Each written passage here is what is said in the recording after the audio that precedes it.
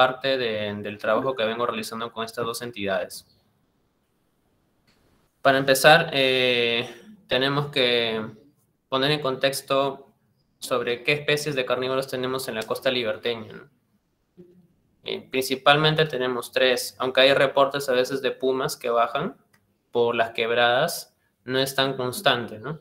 Pero los 3 principales que siempre están presentes y que hay más reporte son el añaz, que vendría a ser Conepatus hemistriatus, su nombre científico, el zorro de Sechura, que su nombre científico es Licalope sechurae, y el gato colocolo o gato de pajonal, que es el Leopardus colocola garlepi, que actualmente tiene una discusión respecto a su taxonomía y no se sabe si es que realmente se clasifica como subespecie o especie. Entonces, estos 3 carnívoros son los principales que tenemos acá.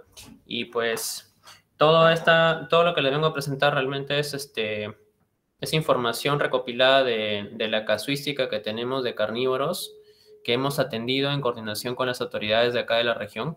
Y aparte de eso, proyectos que tenemos justamente para la conservación de estas especies, ¿no? Entonces, los primeros casos que nosotros empezamos a atender de manera ya formal fueron a partir de enero del 2020 y seguimos recolectando información respecto a nuevos casos que se vienen suscitando, ¿no? Pero la especie que tiene más conflictos, se podría decir, o que con más frecuencia visita la veterinaria, es el zorro de Sechura, ¿no? Por lo general nos llegan comunicaciones primero y nosotros tenemos que reportar al gobierno regional, a la Gerencia Regional de Agricultura, y bueno, en coordinación con ellos o con su consentimiento, nosotros después procedemos a atender, porque en Trujillo lamentablemente no tenemos todavía un centro de rescate ni tampoco hay un zoológico grande, ¿no? Tenemos solamente un zoológico pequeño que está en la sierra y un zoocriadero. Entonces, nosotros cumplimos como que esa labor social con algunos casos de fauna periurbana o que ocurren en los valles de acá de la Libertad, ¿no? Entonces, hemos atendido 2 casos que vienen de tenencia ilegal. Un caso que fue reportado como cacería, como individuo traumatizado por objeto metálico, ¿no? Por la caza principalmente. 2 conflictos en terrenos agrícolas y un accidente en carretera, ¿no? Estos son 6 reportes que tenemos de zorro de Sechura y están distribuidos en estas zonas, ¿no? Principalmente en Trujillo, los que vienen de tenencia ilegal, accidentes en carretera en Ascope y conflictos en terrenos agrícolas hemos visto en Laredo y en Chepén, ¿no? Y un caso de cacería en Chao, que es hacia el sur de la Libertad. Entonces, a continuación lo que voy a hacer es presentar cada uno de los casos.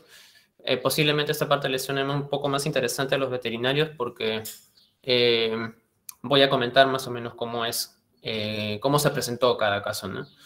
Y el primer caso que pudimos atender fue el año pasado, en agosto de 2020, ¿no? Y atendimos un zorro que se encontraba en estado de shock hipertérmico, que fue encontrado en la carretera en Ascope, ¿no? Entonces tuvimos que proceder a evaluarlo primero y hacerle una terapia de sostén para que se pueda recuperar, ¿no? Lamentablemente, como muchos de estos animales probablemente tienen muchas horas accidentados o con problemas, cuando llegan ya a la atención veterinaria y mientras uno hace la coordinación con el gobierno regional y se hace el traslado y todo esto, realmente demora bastante y a veces ese proceso de demora, ese lapso de tiempo implica mucho problema para el animal, ¿no? O implica una desmejora en la salud del animal y reduce el éxito, ¿no? Del caso, ¿no? Entonces, cuando nosotros atendimos este caso, estaba súper deshidratado el animal y estaba muy hipertérmico y lamentablemente, a pesar de que se hizo toda la terapia y se le dio todo el tratamiento de soporte, el animal falleció al final, ¿no? En enero del 2021 nosotros atendimos una cría huérfana Este es un caso que nosotros en las redes también lo hemos puesto como para que se concientice a la gente un poco. Y es el caso de esta cría huérfana que sufrió de un accidente dentro de un terreno agrícola, ¿no? Laredo es un distrito de Trujillo que se caracteriza por ser azucarero principalmente. Y la caña de azúcar, bueno, es el cultivo principal. Y dentro de ese proceso de cosecha del azúcar, hay momentos donde pasa una máquina y corta la caña, ¿no? Entonces, lamentablemente la familia de esta cría estaba anidando debajo de las cañas, ¿no? Debajo de la tierra por las raíces, ¿no? de las cañas. Y lo que pasa es que como pasa el tractor, lamentablemente arrasa con todo lo que hay debajo, pues, ¿no? Y lamentablemente en ese proceso mataron a la madre de los hermanos y solamente sobrevivió una cría, ¿no? Entonces este casito lo tuvimos que atender también, previo consentimiento, como les recalco siempre, de la Gerencia Regional de Agricultura, y lo atendimos hasta que ya estuvo en una edad promedio como para que se pueda ir, pues, ¿no? A otro centro, a un zoológico o a un centro de rescate. Lamentablemente, como no hay muchos centros que alberguen zorros de sechura o existe muy poca demanda realmente de estos animales en cautividad porque ya están sobresaturados a veces, nos demoramos un poco más, ¿no? Al final, el zoológico que está en Huamachuco, de acá de la Libertad, lo quiso aceptar y se fue para allá, ¿no? Le pusimos de nombre Gilbert. Así como este caso, en enero también tuvimos otro caso también de otra cría que tuvo un problema también, un conflicto en un terreno agrícola. En este caso, esta cría fue rescatada y fue encontrada alrededor de perros también, ¿no? En una chacra que estaba por Chepén. Lamentablemente este animal sí no sobrevivió y pues el problema que tuvo fue un traumatismo encefalocraniano, ¿no? Ahí podemos ver al animal con los signos clínicos, está prácticamente estuporoso, agitado, y pues no respondía al tratamiento, y cuando vimos en realidad la necropsia después de eutanasiarlo, estaba completamente hemorrágico el cerebro, ¿no?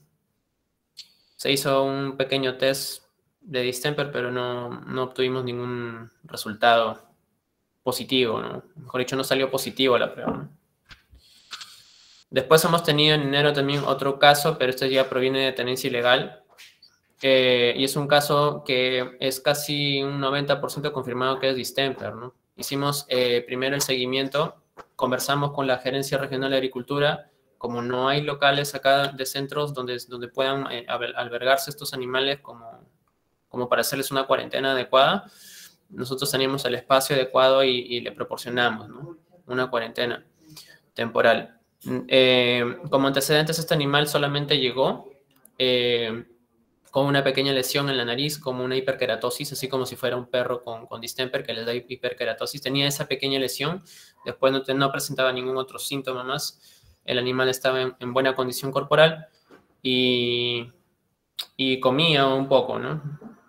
Entonces lo mantuvimos en el cuarto para observar si desarrollaba algún signo clínico, y pues, como vamos a ver en los videos, sí empezó a desarrollar los signos clásicos como si fuera un perro con distemper, ¿no?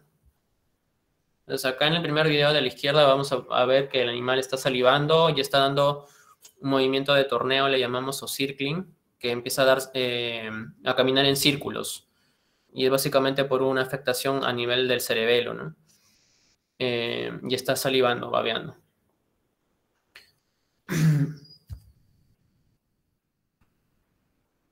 Y en este segundo video se puede observar mejor. Si lo vemos acá de lejos, ahí está haciendo el circling, está moviendo también bastante la cabeza y son pequeñas convulsiones que tiene el animal, ¿no? Entonces, esto netamente es por contacto con perros domésticos, ¿no? Y en el caso de este animal, como les estaba mencionando, pues salió a esta prueba de inmunocromatografía, salió positivo. Lamentablemente esta prueba no es 100% confirmatoria, sino, sí, pero lamentablemente acá en Perú no hay laboratorios que hagan pruebas de diagnóstico de distemper con PCR. Eso es el problema acá también en Perú, ¿no? no tenemos laboratorios bien implementados para enfermedades de fauna silvestre. Entonces, acá como podemos ver en la letra A, se puede observar acá el zorro con la lesión de hiperkeratosis en la nariz, que es un típico signo de distemper, ¿no? Salió positivo a este test. En realidad, como vimos de que estaba muy mal el animal, entonces decidimos la eutanasia previa autorización de la gerencia y los tejidos los mandamos a San Marcos para analizarlos, ¿no? Y vimos de que tenía cuerpos de inclusión, que es un signo patognomónico en distemper, ¿no? Se observan eso en la vejiga. Después hemos tenido un caso de impactación por bala. Ahí podemos observar la bala, el balín que estaba atravesando la columna del animal y prácticamente ese animal también falleció. Y hemos tenido algunos casos exitosos también, ¿no? Como el caso de este caso último que hemos tenido en el mes de septiembre. Sí, en septiembre. Recuperamos, gracias al apoyo de la sociedad civil y a la autorización también de la gerencia, logramos recuperar a una zorrita de Sechura que parece que lo habían cazado y lo tenían amarrados en el techo a la pobre zorrita. Entonces, este animal estaba completamente silvestre, ¿no? Tenía todo el comportamiento salvaje, cazaba y pues el animal estaba en buenas condiciones como para que se pueda ir. Aparentemente lo habían ya atrapado estando grande, ¿no? Entonces aquí vamos a observar el video de liberación. Buen día, nos encontramos ahora por el Cerro Campana. Ahí en el mismo video se puede observar que al momento que pone la mano incluso trata de atacar el animal, ¿no? O sea, completamente silvestre. Y pues no ameritaba que se meta a un cautiverio porque era un animal que yo creo que sí podría valerse sola en libertad, ¿no? Lamentablemente el seguimiento después es otro problema porque es un presupuesto bastante elevado para poder evaluar el éxito al momento de una liberación, ¿no? Pues se tiene que colocar radiocollares, hacer seguimiento, el despliegue logístico, el personal, muchas veces no se cuenta, ¿no?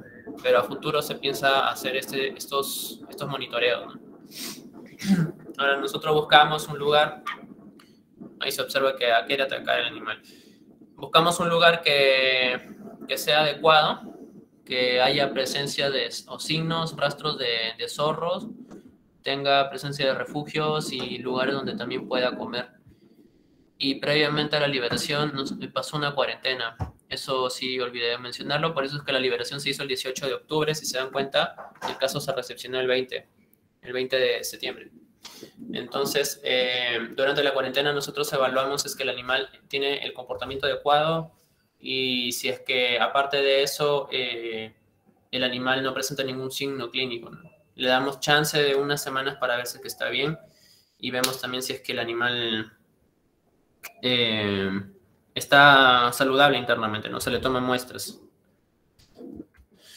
Y bueno, este último caso que hemos tenido, que es hace poquito, recién hace 2 días, que es de un gato de pajonal que fue encontrado en una chacra por Casagrande, que es hacia el norte de Trujillo, y también es un distrito que se caracteriza por también ser azucarero, y en Casagrande lo encontraron saliendo de la chacra y con una jauría de perros que estaba que lo asediaban, ¿no?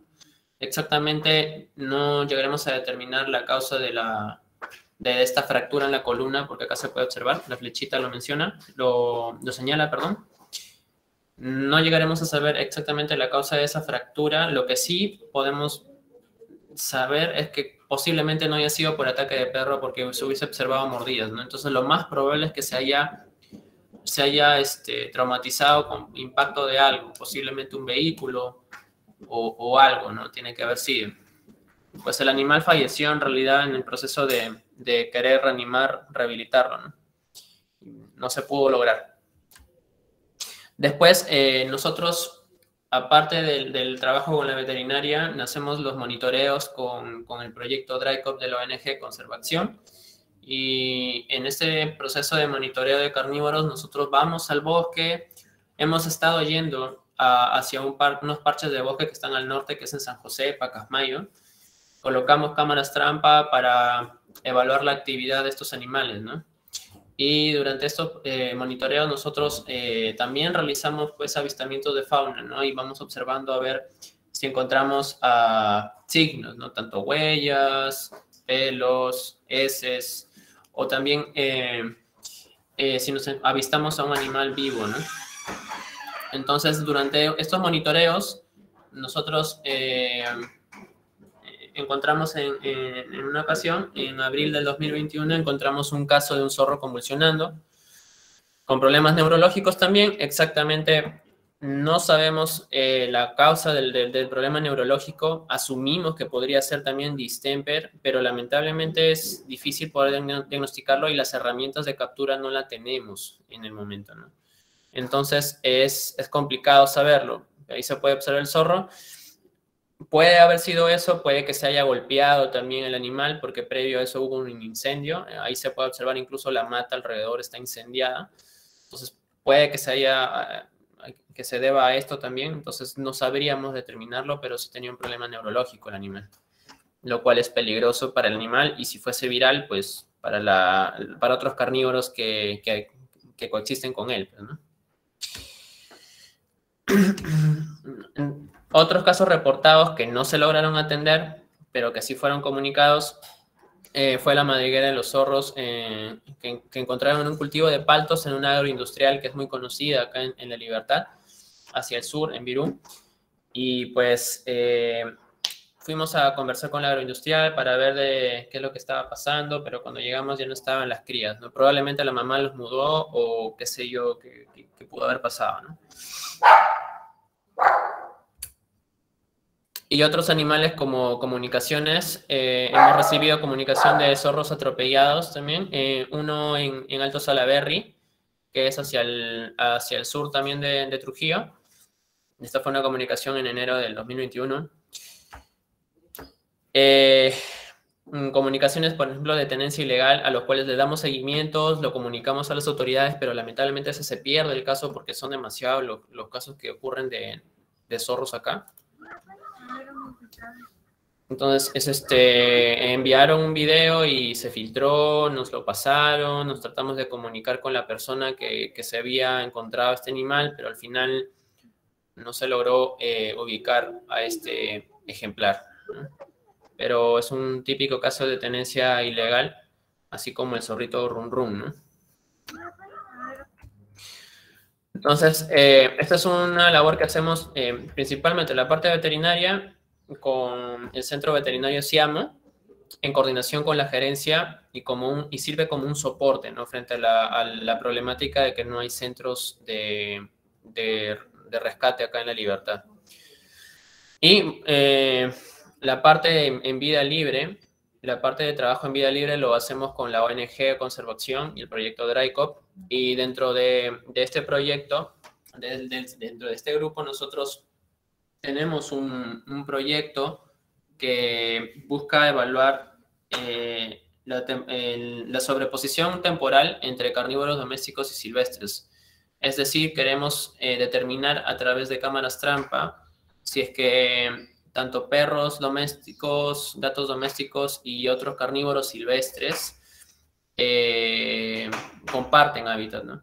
Entonces el estudio se hizo en San José, en Pacasmayo, y pues hicimos un estudio, colocamos 8 cámaras trampa alrededor de todos estos parches de bosque para poder evaluar y determinar pues si es que compartían hábitat, ¿no? Y si compartían también patrones de actividad similares, ¿no? Entonces los resultados fueron interesantes porque no esperábamos encontrar población de gatos domésticos, ¿no? Al final encontramos gatos domésticos y encontramos, sí, un dato curioso fue que la mayor cantidad de registros de perros y gatos domésticos se encontraron pues en las cámaras que estaban muy cerca o pegadas a las casas o centros poblados, ¿no? Entonces, estos fueron donde salieron más presencia de perros o gatos. Lamentablemente no podemos concluir nada todavía con esto porque acá se tienen que evaluar otros factores geográficos, ¿no? Como por ejemplo relieve, clima, etcétera, ¿no? Entonces, Lo que sí, como ya todo curioso, es que sí aparecieron pues muy cerca, ¿no? Por ejemplo, el P1 está muy cerca del punto morado, que son casas, y este fue un sitio donde más cantidad de perros y gatos hubo, ¿no? Entonces, lo más probable es que sean perros de libre desplazamiento y que entran, pues, ¿no? Con libertad hacia los bosques y pues implica un riesgo, eso sí, para la salud de estos animales, ¿no? Entonces, dentro de los resultados que obtuvimos como datos interesantes, fue que el gato de pajonal y el gato doméstico compartían patrones similares de actividad, ¿sí? Entonces, esto de acá realmente lo hace muy susceptible o vulnerable a que pueda ocurrir interacciones en un futuro, si es que se juntan con otras condiciones más, como por ejemplo factores geográficos, ¿no? Entonces, eh, acá el índice de temporalidad cuando está en más de 0.6, se dice que es un índice alto, ¿no? Entonces estos dos gatitos tenían un índice de temporalidad de más, ¿no? De más de 0.6, se puede observar. Más de 0.65, perdón. En el caso del zorro y el gato tenían 0.63, que es moderado. Y entre el zorro y el perro, 0.57, que también se considera moderada la similitud en los patrones de actividad, ¿no? Ahí podemos observar imágenes con las cámaras trampa que hemos podido detectar que los perros, el perro, el gato, el zorro y el gato colo colo comparten caminos, ¿no? Comparten hábitat, se podría decir. Lo cual es un riesgo, porque si nosotros para empezar, consideramos que estos animales pueden llevar también patógenos, pues para la fauna realmente implica un problema, ¿no? Entonces, los riesgos para la conservación de carnívoros están relacionados a la competencia, porque ya cuando el perro invade un área natural, le quita el rol ecológico a otras especies que normalmente lo hacían, ¿no? Entonces, el zorro, cazar de vez en cuando cañanes, el perro, por ejemplo, también puede quitarle, contrarrestar este rol ecológico o usurparlo, mejor dicho, ¿no? Entonces, al robarle este rol ecológico, como que también le modifica la conducta al otro animal, pues, ¿no? La transmisión de enfermedades, como estaba mencionando, existen enfermedades que tienen un tiempo de vida en el ambiente prolongado, ¿no? Entonces, por ejemplo, distemper puede durar más o menos, si mal no recuerdo, 14 días en el ambiente en condiciones húmedas. En el caso de garrapatas, pueden vivir a veces años en la tierra, ¿no? Entonces, si están compartiendo hábitat, definitivamente están compartiendo también patógenos, lo cual es peligroso no solamente para la conservación de los carnívoros silvestres, sino que también para el tema de la salud del perro y la salud pública, porque estos perros, recordamos como mencioné al inicio, tenemos la hipótesis de que esos son perros de libre desplazamiento, es decir, que se movilizan desde las comunidades hacia el bosque y viceversa, ¿no? Entonces ese es un problema. En los ataques también, porque si hay una jauría de perros, normalmente el comportamiento gregario de este perro y el comportamiento de caza de este animal eh, puede, eh, puede perjudicar a otros animales que sean más pequeños como el zorro, ¿no? El perro es más grande definitivamente que el zorro de sechura o el gato de pajonal. Y lo hemos evidenciado en los reportes anteriores, ¿no? Con los casos veterinarios que hemos encontrado, casos en que los perros están rodeando a los carnívoros, ¿no? A los carnívoros silvestres que tenemos. Entonces modifican la distribución del animal, definitivamente también modifican la distribución del animal y pues la hibridación, solamente hay casos en el norte, en el hemisferio norte con lobos, ¿no? Caso del perro con lobo.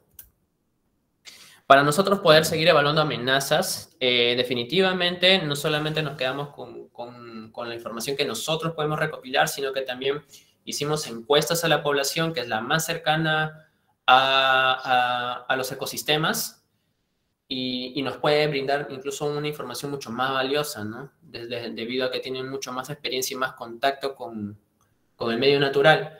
Entonces, detectamos que el zorro de sechura tiene una percepción negativa, más o menos en un 17.86% de los encuestados, debido a que atacan animales de granja o comen cultivos, ¿no? En esas zonas, principalmente. En el caso del gato colo colo, porque atacan animales de granja, principalmente, ¿no? Y en el caso del zorrillo sí tienen la peor percepción de parte de los pobladores, porque tienen la creencia de que el olor es malo, genera ataques de asma, ¿no? Entonces, vimos de que la percepción de la gente alrededor, realmente hay un gran porcentaje de gente que sí percibe a estos animales como animales negativos para sus actividades económicas o negativos para su coexistencia, ¿no? Y es importante hacer este tipo de encuestas porque en base a esto nosotros podemos hacer también los planes para poder ayudar a su conservación, ¿no? Entonces, dentro de la encuesta también incluimos un apartado relacionado a las interacciones con mamíferos domésticos y detectamos de que más o menos el 60% de la población había respondido, el 40% de la población, perdón, había respondido con sí, ¿no? De que sí había observado interacciones con mamíferos domésticos y zorros de sechura, ¿no? Y la principal interacción fue la persecución y ataque de parte de los perros hacia el zorro, ¿no? Y los lugares donde describían que había ocurrido, habían visto estos eventos, eran principalmente en terrenos agrícolas, en bosque y en centro poblado. O sea, en los tres lugares donde desarrollan la actividad de los seres humanos y la fauna silvestre. Otras cosas que logramos recopilar fue que el zorro es cazado también por motivos culinarios, particularmente en esta zona de estudio donde hemos estado haciendo el trabajo. Lo cazan por ese motivo. También hay reportes de que estos zorros también llegan a romper las mangueras de riego. Recordemos que estos animales viven en zonas muy áridas y pues la disponibilidad de agua es escasa. Entonces es posible que también se acerquen justamente porque existen más fuentes de agua justamente en los terrenos de cultivo. Entonces esto es uno de los conflictos que tiene este animal con el ser humano, con la actividad económica del ser humano también. En el caso del zorrillo, registramos algunos eventos anecdóticos en el cual una señora manifestaba de que un zorrillo había entrado directamente al corral de su vivienda, ¿no? Y había atacado animales de su corral. Y el otro evento particular que llegamos a observar es que un poblador nos manifestó que sí había observado ataque de perros hacia un zorrillo dentro de un cultivo, ¿no? Lo cual es escaso realmente la información que se tiene respecto a este animal porque es más críptico, ¿no? Entonces, una vez que hemos recopilado toda la información, en realidad ya pasamos a ver el tema de las estrategias de conservación, ¿no? Como nuestro tema está orientado más hacia el rubro veterinario, nosotros hemos dado un poquito más de énfasis hacia esa parte, ¿no? Entonces, como amenazas, para nosotros establecer una buena estrategia, primero tenemos que reconocer las amenazas como lo hemos venido haciendo anteriormente, ¿no? Entonces, una de ellas será el conflicto con carnívoros domésticos. El otro es la pérdida de hábitat, como observamos, por ejemplo, en el video donde estaba el zorro convulsionando y la mata incendiada. Esto es netamente causado por actividad humana. Entonces, la pérdida de hábitat es otro factor que también influye negativamente, en definitiva, para la sobrevivencia de estos animales, ¿no? Y la caza y persecución, ¿no? Entonces, detectamos qué cosas se podrían hacer, ¿no? Entonces, en el caso de los conflictos con carnívoros domésticos, definitivamente el control sanitario es una estrategia de conservación válida, ¿no? La educación también puede servir y los programas de vigilancia, tanto vigilancia en el sentido de que debemos establecer estrategias para poner límites de entrada de estos animales hacia el bosque, así como también la vigilancia de enfermedades o patógenos que ellos puedan llevar o traer del bosque, ¿sí? Entonces, estas tres estrategias es lo que lo que se está pensando hacer. Algunas lo hemos estado realizando en medida del presupuesto que manejemos, ¿no? Y bueno, la pérdida de hábitat, En realidad, hay otra ONG también en el lugar que está trabajando con proyecto de recuperar zonas boscosas a través de la reforestación y también haciendo vigilancias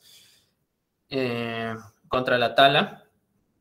Entonces, formar parte de estos comités también es importante dentro de las estrategias para que se puedan sumar esfuerzos y se pueda detectar en realidad los puntos donde hay más presencia de pérdida de hábitat, pues, ¿no?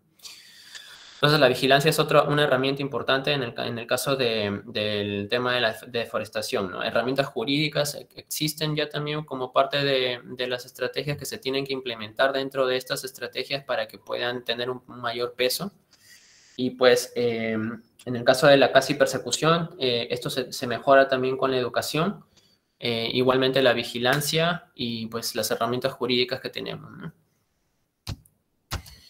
Entonces, dentro de ellos, en los actores involucrados, está la sociedad civil. Existe un colectivo, en la parte de San José principalmente, existe un colectivo civil que se llama Muchik, que está encargado de la protección de uno de los parches de bosque seco que está alrededor de una comunidad, ¿no? Entonces, la participación de ellos es importantísima en realidad porque ellos son los actores directos, ¿no? Que van a ayudarte a que este plan se haga efectivo, porque definitivamente el trabajo o el recurso humano de las ONGs o las entidades públicas no se las tiene perenne, ¿no? Entonces se tiene que motivar y despertar el interés en la gente a través de estos colectivos. En las asociaciones también existe otra asociación que se encarga de la administración de un parche de bosque que está ahí, que está protegido, que es el bosque seco Cañancilla, que también está encargado de la administración y pues definitiva también participa con nosotros, ¿no? Las ONGs, en el caso de nosotros, por ejemplo, que estamos ahí vinculados, las entidades públicas como la Agencia Regional de Agricultura, Policía Nacional y municipalidades. Acá también se me pasó colocar la Fiscalía Especializada en Materia Ambiental, ¿no? Que es importante también que también se involucren todas ellas, ¿no? Y las instituciones educativas definitivamente es importante también cuando se hace sobre todo trabajo de educación, ¿no? Entonces nosotros hemos estado haciendo labores de educación orientadas al rol ecológico y servicios ecosistémicos que brindan, ¿no? Dentro de los procesos de encuesta, nosotros hemos estado haciendo labores de educación, en la cual nosotros mencionábamos por qué es importante el mantenimiento de estas especies en el bosque y por qué es importante de que coexistan en la comunidad, ¿no? Igualmente, en el público adulto es un poco más difícil de llegar porque ellos ya tienen la idea de su actividad económica es más importante. Entonces es complicado hacer llegar el mensaje, pero sí en el público menor es mucho más fácil de que ellos entiendan que en realidad tanto el zorro, el zorrillo o el gato de pajonal son importantes en sus comunidades, ¿no? Y bueno, las labores de educación también orientadas a la tenencia responsable de mascotas, ¿no? Porque como hemos visto anteriormente, dentro de las amenazas, una de las amenazas que está muy poco evaluada y que es muy importante está relacionado a la irresponsabilidad justamente con la manutención de estas especies, ¿no? Entonces, si el perro o el gato visita el bosque es porque es un animal que se lo deja libre de fuera de casa, ¿no? Y eso normalmente es algo que se estila en lugares alejados, ¿no? No hay mucha conciencia respecto a esto y no se tiene el nivel de educación adecuado para que entiendan realmente de que esto es negativo no solamente para la fauna, sino también para la salud pública, ¿no? Entonces, si nosotros lo que hemos hecho también es orientar un poco los labores de educación hacia eso, ¿no? Para que entiendan de que en realidad es importante de que se mantengan los animales dentro de casa y que tengan un buen control sanitario. Algunos trabajos comunitarios, como por ejemplo los controles coproparasitológicos de mascota, en realidad se le da una orientación de beneficio para la salud pública y eso es importante también hacerlo porque ninguna estrategia de conservación es fructuosa si no se le da un enfoque de beneficio para la comunidad, ¿no? Y en el caso de la salud, pues realmente es bastante llamativo y a la gente realmente le importa, ¿no? Entonces, con respecto al control coproparasitológico de mascotas, hemos estado realizando algunos estudios que han servido para la tesis de una voluntaria, para detectar qué parásitos están llevando, por ejemplo, los perros hacia las comunidades y también qué parásitos tienen los zorros en mayor cantidad, ¿no? Entonces, esta información al final se publica y sirve para que después se haga un control adecuado, ¿no? Y bueno, la participación en comités de vigilancia, ¿no?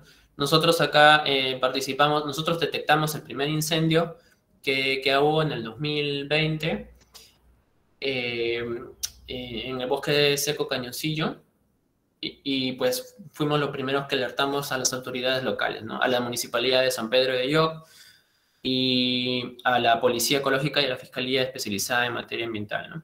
Entonces ahí podemos observar pues un trabajo en conjunto en el cual se está haciendo reconocimiento y también se hizo trabajo de apagar también algunos focos de incendio que todavía eh, estaban vivos, ¿no?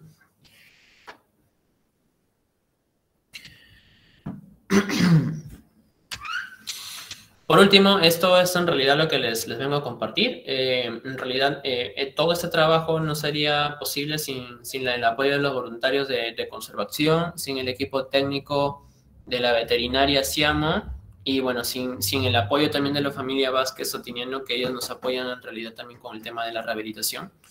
Y también estas entidades, ¿no? En el caso del trabajo en el bosque seco de Cañoncillo, tuvimos el consentimiento de la Cooperativa Agraria de Usuarios de Tecapa, que son los que administran este lugar, el Grupo Muchik, que es el colectivo que se encarga de conservar los otros parches de bosque que no están declarados como áreas protegidas, Rufor Small Grant, que es una fundación que nos brindó el primer fondo para nosotros iniciar este trabajo, y pues la Gerencia Regional de Agricultura, Sociedad Civil Involucrada y la institución educativa 81571 con el cual realizamos trabajos de educación. Principalmente esto les vengo a compartir y pues espero que les haya gustado y si tienen alguna duda, encantado de poder resolver. Muchas gracias, veterinario Alejandro. Tenemos una consulta en el chat y tenemos 3 que nos dejaron en el formulario. ¿Te parece si empezamos con la que nos han dejado aquí en el chat? Sí, sí, claro. Okay. Si me la puedes leer porque... Sí. Entonces, Elda pregunta si tienen algún instrumento para evaluar el comportamiento de la especie previo a la liberación. Yo creo que sería instrumento y tal vez protocolo, creo más. Sí, Ajá. nosotros por lo general estamos trabajando todavía los protocolos. No tenemos todavía un protocolo bien definido, pero hacemos una prueba de caza, vemos la reacción que tiene con el ser humano. Lo que sí tenemos son protocolos sanitarios, ¿no? ¿Qué es lo que tenemos que hacer, ¿no? Previamente? Eso sí, lo tenemos mucho más definido que un protocolo etológico, por ejemplo, ¿no? Pero es bastante, para nosotros, desde nuestra experiencia, es bastante notorio realmente cuando un animal está bien acostumbrado al manejo humano, ¿no? Entonces, no, esos definitivamente no liberamos nunca. En el caso de un animal que ya estaba en cautiverio, ¿llegan a hacer como un proceso de readaptación a silvestría o ya necesariamente ese animal va directo para cautiverio? En realidad es un trabajo sumamente complicado y te diré que a veces no dura un corto tiempo. He visto animales que se han llegado más o menos a rehabilitar a un año y medio, entre comillas, en comportamiento. Y esto es cuando han hecho en otras realidades, no en el caso del proyecto que tengo, pero en otras experiencias hemos visto que después de un año y medio, yo solo contaban operarios del centro donde yo hice prácticas, ¿no? Después de un año y medio de haber logrado más o menos asilvestrar al animal, al momento de la liberación no fue fructuoso al final. Entonces, si tenemos un animal que ya está acostumbrado al manejo humano, realmente no hacemos mucho el trabajo de readaptación, sino más bien buscamos un lugar para que se pueda mantener en cautividad definitiva, ¿no? Entiendo. Sí. ¿Hay diferencias entre las diferentes especies con las que trabajan que sean más fáciles para readaptación o generalmente muestran la misma tendencia? Pues ahí sí me agarraste porque realmente no, como no trabajo con readaptar al animal al comportamiento silvestre, realmente no sabría decirte cuál es más fácil o no, Ok. sinceramente. Eh, Pero sí, sí. te puedo decir que cuando estos animales, tanto el gato de pajonal como el zorro de sechura, están criados desde pequeñitos por cuidado humano, desde nuestra experiencia y por comentario de pobladores también, y por experiencias en zoológico, sabemos de que estos animales a veces se comportan como si fuera un gato o un perro al final, en realidad, sino que un poco más salvajitos, pues, ¿no? Más toscos al momento de jugar y demás. Entonces, realmente con ese antecedente, sinceramente, nosotros no hacemos mucho ese trabajo. Aparte que también cuando están pequeños realmente necesitan el aprendizaje de la madre para que ellos puedan subsistir realmente, ¿no? Entonces, en cautividad es muy difícil poder suplir eso, ¿no? Y cuando ya está adulto es muy difícil volver a readaptar a eso. Ah, Jacqueline Fiorella nos pregunta, ¿los gatos epajonales solo tuvieron interacción con gatos domésticos o también con perros? Y En dice el que caso de las sí. cámaras trampa, exactamente no se denomina interacción, se denomina sobreposición o superposición de actividad. Quiere decir que la actividad o el patrón de actividad tienen un patrón de actividad muy similar, ¿no? A eso se refiere. No directamente una interacción, pero sí este antecedente de similitud, sí puede predisponer en un futuro a interacciones, ¿no? Porque van a tener las mismas horas de actividad. Si el gato de pajonal sale en la noche, el gato doméstico también sale de noche, entonces hay más probabilidades de que hayan encuentros durante esas horas, ¿no? También nos comenta que le pareció muy interesante el proyecto. Gracias. A ver, otra consulta fue si actualmente hay técnicas de censo poblacional del zorro de sechura y si las hay, si hay técnicas invasivas y no invasivas y cuáles son. Bueno, las técnicas de censo poblacional son las que normalmente se hace para determinar abundancia y riqueza, ¿no? En biología, ¿no? Eso es lo que usualmente se hace, ¿no? Y se puede hacer de forma indirecta a través del avistamiento, de hacer transectos, avistamientos o solamente del avistamiento de huellas, ¿no? Pero también se puede hacer como método indirecto y no invasivo, pero más efectivo con el uso de cámaras trampa, ¿no? Ahora, hay un índice de abundancia relativa que se saca con la cantidad de fotos que tomas, ¿no? Y la cantidad de trampas, de esfuerzo que haces también, ¿no? Y se puede saber, pero a nivel nacional no sé cuál es lo que manejan realmente, ¿no? No existe un plan nacional, ¿no? Pero sí existen métodos básicos que usualmente se hacen en biología, ¿no? La otra consulta es ¿cómo es el estado de conservación de estas especies a nivel nacional? ¿Y cómo es que se mide el éxito de este programa de conservación? ¿Cómo ustedes lo miden? Esa es una muy buena pregunta en realidad, porque en esa fase realmente es que nosotros tenemos que todavía continuar, ¿no? El estado de conservación a nivel nacional, a nivel de la IUCN, el zorro de Sechura me parece que está en casi amenazado, el gato de pajonal en casi amenazado y el zorrillo está en preocupación menor. En el caso de a nivel nacional, el zorro de Sechura está en casi amenazado también, pero no hay una actualización realmente de los datos de este animal. Y en el caso del gato de pajonal, también se encuentra en casi amenazado, pero lamentablemente no existe tampoco datos actualizados sobre esta especie. Y lo segundo es que la taxonomía de esta especie ya se modificó. Entonces no sabemos si es que realmente va a cambiar la situación de este animal. Porque lo que se creía anteriormente es que era un Leopardus colucola. Es muy probable que en un futuro lo eleven a Leopardus garlepi, a esta especie. Y las otras especies de colucolas están más hacia el sur. Entonces no se sabe exactamente, ¿no? La otra pregunta, ¿cuál fue? Ah, sobre medición del Del éxito. éxito. La medición del éxito, en realidad nosotros pretendíamos realizar una encuesta post después de hacer los trabajos de educación. Y en el caso del control sanitario y la tenencia responsable de mascotas a través del monitoreo primero de patógenos y también a través de la educación y colocación de cámaras trampa para ver si la densidad de perros o gatos había bajado en un periodo de tiempo, ¿no? Dentro de los bosques. Eso es lo que se piensa hacer, en realidad. Y justo se piensa también postular otros fondos para continuar con eso, ¿no? La última consulta son dos o juntas.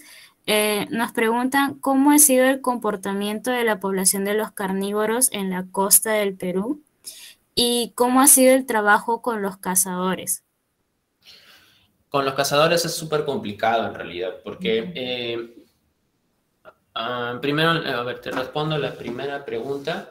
El patrón de actividad de los carnívoros silvestres, al menos del zorro de sechura y del gato de pajonal, ya está reportado por una publicación de unos colegas que trabajan hacia el norte, ¿no? Y también con los datos que tenemos lo hemos corroborado y es igual. El zorro de sechura tiene un comportamiento catameral y el caso del gato de pajonal tiene un comportamiento también catameral, pero predispone principalmente o predominantemente nocturno, ¿no? En el caso del gato de pajonal. En el caso del zorrillo, si es netamente, nosotros hemos podido registrarlo solamente de noche y nosotros concluimos dentro de nuestro estudio que tiene un patrón de actividad netamente nocturno, pero se observa también de vez en cuando que el zorrillo tiene algún pico de actividad durante el día, ¿no? Pero no es muy común. Entonces, esos son los patrones de actividad que tienen, ¿no? Y de estos carnívoros costeros. Y respecto al trabajo con cazadores, realmente es muy complicado poder readaptar a un cazador, ¿no? Porque a veces vienen por tradición familiar, incluso que ya son personas que netamente se dedican a la caza, ¿no? O como actividad deportiva o como actividad de subsistencia. Por ejemplo, en estas zonas existe mucha cacería también, no solamente de estas especies, en el caso del zorro, sino también en el caso del cañán por consumo, ¿no? En el caso del zorro, como hemos visto en las encuestas, también lo cazan por consumo. Existen otras causas también de caza, ¿no? O mejor dicho, otros motivos por los cuales las personas cazan a este animal. Y es el tema del conflicto también en cultivos, por ejemplo, ¿no? Entonces, tratar de abordar ese tema es complicado, ¿no? Desde mi punto de vista, es un cambio generacional, ¿no? Nosotros tenemos que enfocarnos más en el público infantil para que ellos en un futuro realmente cambien o reviertan la situación, ¿no? En el caso de los mayores, al momento de que nosotros hacemos los monitoreos, o mejor dicho, la ONG compañera que se arrocha que hacen los monitoreos dentro del bosque, detectan a veces puntos de caza, ¿no? Entonces esto a veces lo reportan a las autoridades para que puedan generar para que se pueda hacer una sanción, pues, ¿no? Pero al final queda inefectiva, ¿no? Entonces, ahí también hay un problema a nivel institucional también, ¿no? Con respecto a las leyes que tenemos que no se aplican, ¿no? Y una última pregunta, sí, que yo tengo ahorita una consulta es, ¿se ha visto algún impulso desde la parte gubernamental de poder iniciar alguna ley o algo que pueda ayudar a la conservación de estas especies en específico durante este tiempo que han venido trabajando? No, no ha habido no ha habido ningún impulso, ¿no? De parte de las autoridades. nacionales o regionales hay muy poco interés realmente al menos hablando de La Libertad, hay muy poco interés realmente con el tema de conservación de estas especies, ¿no? Les parece bonito y apoyan el tema de que nosotros hagamos esos trabajos, pero después más allá que se quieran involucrar, están un poquito todavía, ¿cómo se puede decir? Como No reacios desvinculados. quizá, no reacios, pero sí están como que desvinculados porque Ujú. tienen otras labores, ¿no? Por ejemplo, en el caso de la Gerencia Regional de Agricultura, asume las funciones en materia de fauna y realmente no se abastece porque trabajan también con agricultores, trabajan también con ganaderos y el tema de fauna lo tienen así como que de yapa, ¿no? Una cosa así como una labor adicional. En cambio, en otras regiones donde sí funciona el CERFOR, me parece que está un poquito mejor. En el caso de las funciones, o está mejor detallada el tema de las funciones y lo saben, saben perfectamente que eso tienen que seguir, ¿no? Entiendo. Bueno, entonces ya con esto damos por terminado el conversado de hoy. Muchas gracias, veterinario Alejandro Pereda, por darte el tiempo de estar hoy día con nosotros, presentarnos el proyecto que ha sido muy interesante. Y pues comentarles a los chicos que la charla va a estar en nuestro canal de YouTube, por si no la pudieron ver completa. Y también, bueno, si el veterinario Alejandro nos permite, podemos compartir su contacto por si desean hacerle alguna consulta a él. Eh, Sí, una, claro. sí, una última consulta. Con respecto a los voluntariados o internados, ¿hay oportunidades de poder trabajar con ustedes en sentido de voluntarios? ¿Y Sí, claro. a dónde podrían comunicarse? A ver, ahorita le pongo de nuevo la diapositiva. No se comparte la pantalla, ¿no? Todavía no. Ya ver.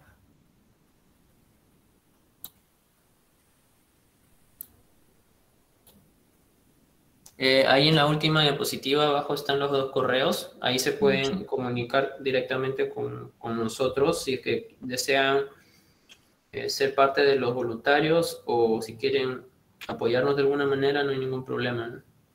Pueden enterarse también de nosotros a través de las redes sociales.